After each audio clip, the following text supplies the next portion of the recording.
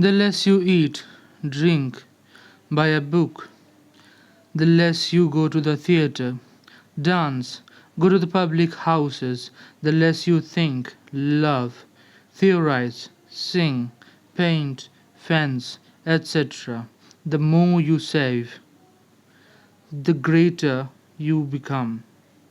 Your treasure, which neither moth nor the rust will devour, your capital.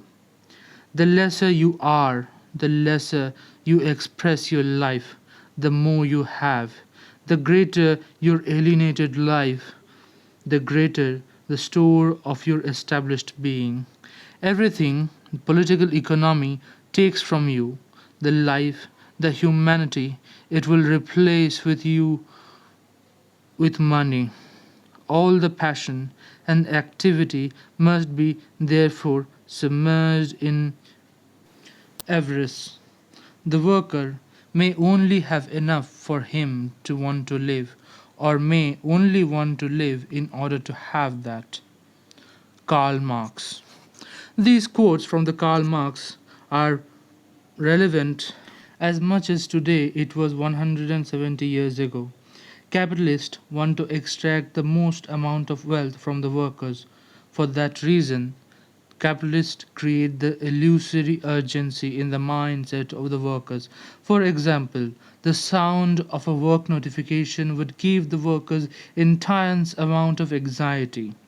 The boss or the manager would call them in odd hours, expect them to be drop everything they have and engage in unimportant meetings and trivial PPTs.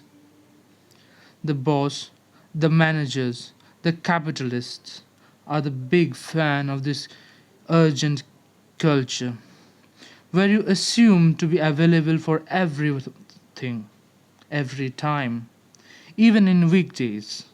You can't even take a day off because you are too worried about losing your job to take a weekend off. It makes more sense if you would just keep working.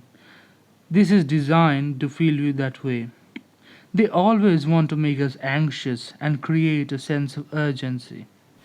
In an article, How Capitalism Makes Work Life Imbalance Feel Impossible by Rainsford Schaffer says, at first it felt like a normal side effect of being employed, but buried underneath a well intentioned advice from unplugged from work and enjoy your downtime came a unsettling realization that taking a time away from New York, be it in weekdays or a day off for the doctor's appointment, felt almost as anxious inducing than work week itself.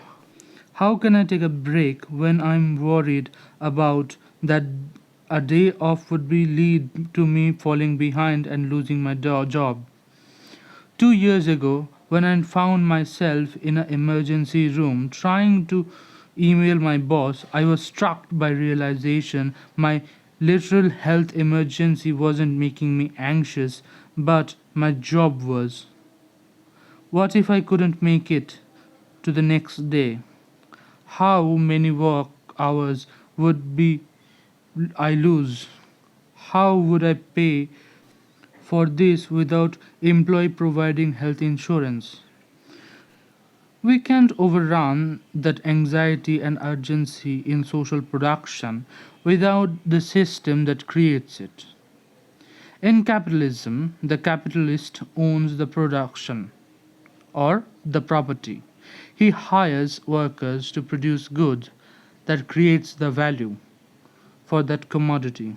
That value runs the company and capitalists take away the profit. Workers, on the other hand, does not own anything, so they can be hired and fired at any time. If the boss thinks that you are not useful enough, can't keep up, then you will be fired.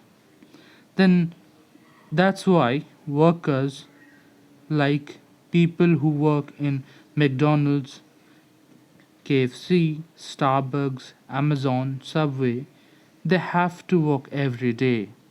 If they do not do the work, they can be fired at any time. And rising the employment of the labor market is becoming more and more competitive.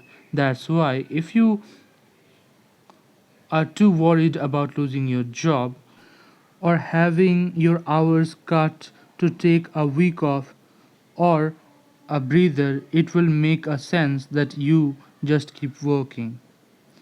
So, this idyllic fiction of having a relaxing summer vacation or a time off with your family in winter breaks is a story we tell ourselves, our working lives, and one that reflects back at us by movies and televisions that just simply isn't enough true for many workers. Workers who does not own anything, who live in minimum wages, are constantly threatened by unemployment. This fear of constant unemployment creates anxiety and frustration in the lives of the ordinary workers. While the anxiety about taking a time off will affect the will of a lot of workers, some of them experience more tangible effect than others. For example, workers who work with contractual basis and minimum wages. Taking a day off means less income. Even those working in some sort of 9 to 5 jobs that allows that remote work feels the fear of coming from knowing that day job and they shortly exist or they are inherently replaceable. And that doesn't even factor in unemployment number or how many people are anxious over being unable to find a work at all.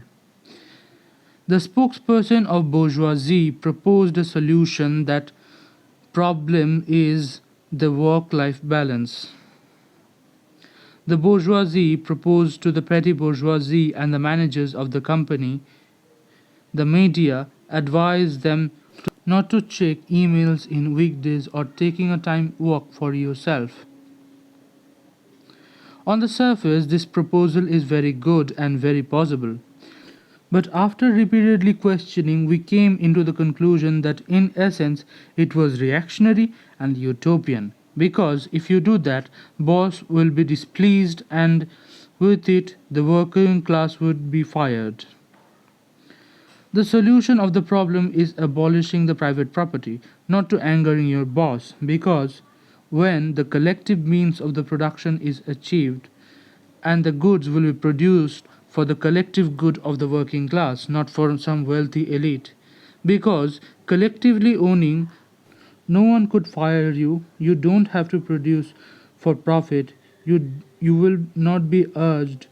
You will not be sent unless PPDs and odd hours. You will not be called for your free time to attend some meeting. So, abolishing the private property, we will engage in all those things which were not possible before. Thank you for watching my video. See you next time. If you like my videos, please like, comment and subscribe and share my videos to many and many people as possible. Thank you. Workers of the world, unite.